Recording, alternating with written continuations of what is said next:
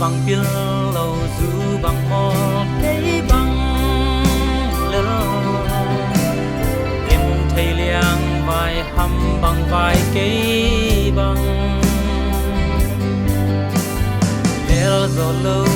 vang liền ban giá lên đi thoại lâu cả lấy non na lấy quỳ lắc ban hông phòng tàu dây sư in thoal panin nông làm thầu nông làm xa ngà lại lung đầy tình ăn bằng nông lưới im lơ dây sư cả tông cùng pi pa phải mang dây sư cả xoáng pi hòn pa xiang mang dây sư cả băng kim na hi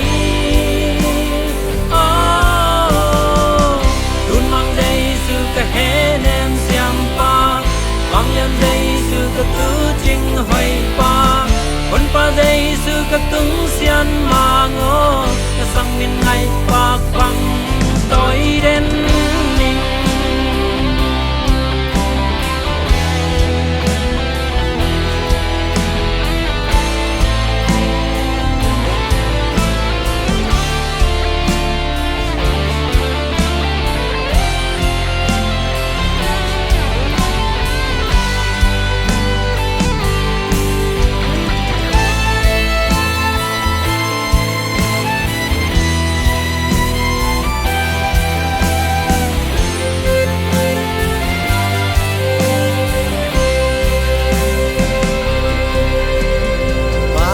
pil lâu du bằng mò cái bằng lơ kiến thầy liang vai hầm bằng vai cái bằng lỡ gió lâu vang liền ban giá lên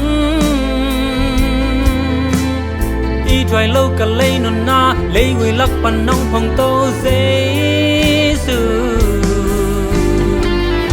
in thoal panin nông làm thơ nông làm xa ngà lại lung đầy tình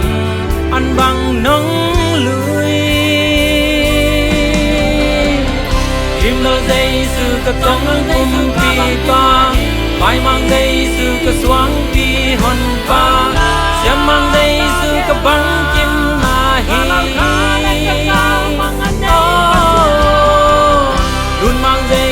cả hé nem xiang pa băng yan dây sư cả tứ chinh hoài pa hôn pa dây sư cả tung xian ma ngô cả sang min ngày pa băng tối